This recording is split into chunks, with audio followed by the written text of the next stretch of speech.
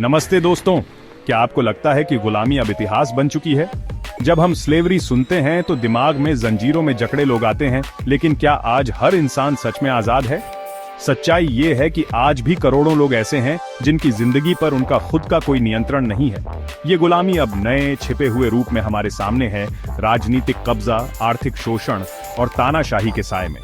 कई देश आज भी ऐसे हैं जहां लोग अपनी जमीन, सरकार या फैसलों पर हक नहीं रखते। आज के इस वीडियो में हम जानेंगे कि 21वीं सदी में भी गुलामी कैसे जिंदा है। हम उन देशों और लोगों की बात करेंगे जिनके लिए आजादी अब भी एक सपना है। तो चलिए जानते हैं उन जगहों की कहानी जहां आजादी सिर्फ एक शब्द बनकर रह गई है। सबसे पहले बात करते हैं फिलिस्तीन की वेस्ट बैंक और गाजा पट्टी। कागज पर ये फिलिस्तीनी इलाके हैं, लेकिन असली नियंत्रण इजराइल के पास है। गाजा पट्टी को संयुक्त राष्ट्र ने दुनिया की सबसे बड़ी खुली जेल कहा है। यहाँ के लोग अपनी मर्जी से बाहर नहीं जा सकते, हर चीज इजराइल की अनुमति से आती है। खाने पीने का सामान, दवाइयां, यहाँ तक कि किताबें भी इजराइल की मंजूरी के बिना नहीं आ सकती। स्कूल, अस्पताल, घर, कुछ भी बमबारी से सुरक्षित नहीं। बच्चे डर और ट्रॉमा में बड़े होते हैं, उनका भविष्य अनिश्चित है।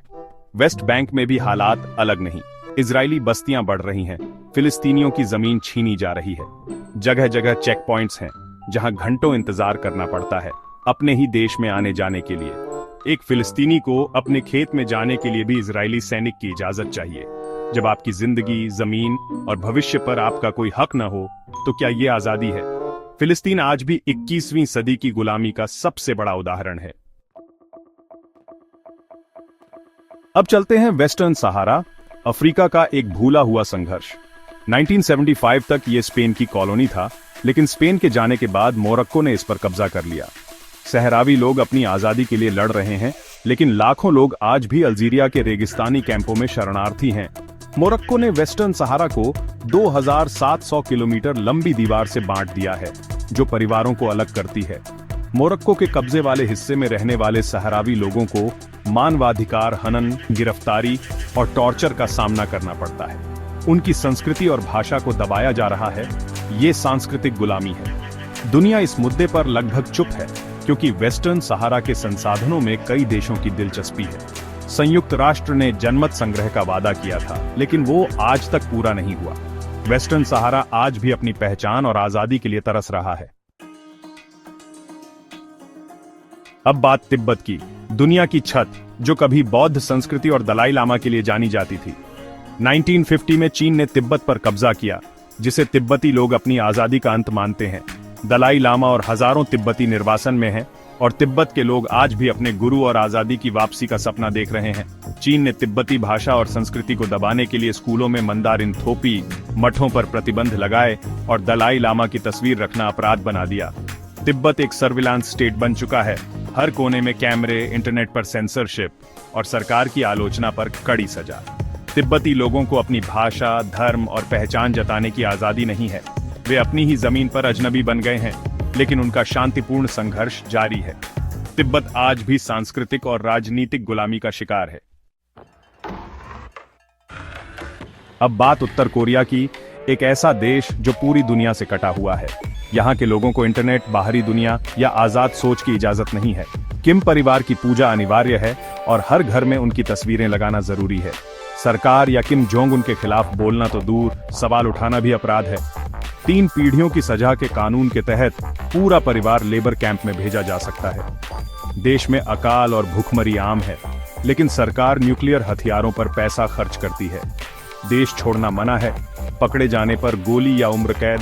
यहाँ सिर्फ शरीर ही नहीं, आत्मा और सोच भी कैद है। उत्तर कोरिया आधुनिक गुलामी का सबसे भयावह रूप है, जहाँ हर दिन डर और भूख से भरा है। अब बात प्यूर्टो रिको की। यहाँ कोई तानाशाही नहीं, लेकिन आजादी भी अधूरी है।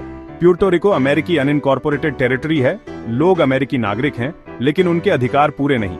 वे अमेरिकी सेना में सेवा दे सकते हैं, लेकिन राष्ट्रपति चुनाव में वोट नहीं डाल सकते। अमेरिकी कांग्रेस में उनका प्रतिनिधि है, लेकिन उसे वोटिंग का अधिकार नहीं। बड़े फैसले वॉशिंगटन में होते हैं, असर प्यूर्टो रिको के लोगों पर पड़ता है। जोन्स एक्ट जैसे कानूनों से उनकी अर्थव्यवस्था प्रभावित होती है, लेकिन उन्हें बदलने का हक नहीं। तूफान मारिया के बाद अमेरिकी सरकार की धीमी प्रतिक्रिया ने उनकी बेबसी उजागर कर दी। जब तक उन्हें अपने भविष्य का फैसला करने का पूरा अधिकार नहीं मिलता, वे अधूरी आजादी में जी रहे हैं। अब बात करते हैं आधुनिक गुलामी की, जो सीमाओं से परे है, मॉडर्न डे स्लेवरी।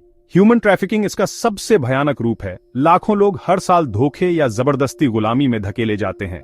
महिलाएं वेश्यावृत्ति, पुरुष और बच्चे बंधुआ मजदूरी में फंसते हैं। बाल मजदूरी, करोड़ों बच्चे खतरनाक कामों में, स्कूल से दूर। जबरन शादी भी गुलामी का ही रूप है, जहां लड़कियों को उनकी मर्जी के खिलाफ शादी करनी पड़ती है। इंटरनेशनल रिपोर्ट्स के मुताबिक आज 50 करोड़ से ज्यादा लोग आधुनिक गुलामी में हैं। ये समस्या हर देश, हर समाज में है। हमारे कपड़ों, खाने और रोजमर्रा की चीजों में छिपी हो सकती है। गुलामी आज भी हमारे बीच जिंदा है। ये सिर्फ इतिहास नहीं, आज की हकीकत है।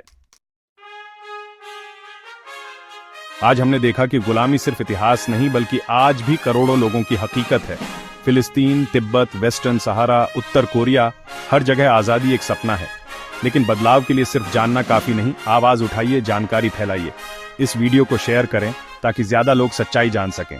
जब हम बोलते हैं तो सरकारों और संगठनों पर दबाव बनता है। अगर आपको ये वीडियो पसंद आया तो लाइक करें, कमेंट करें और चैनल को सब्सक्राइब करें। धन्यवाद। जय हिंद।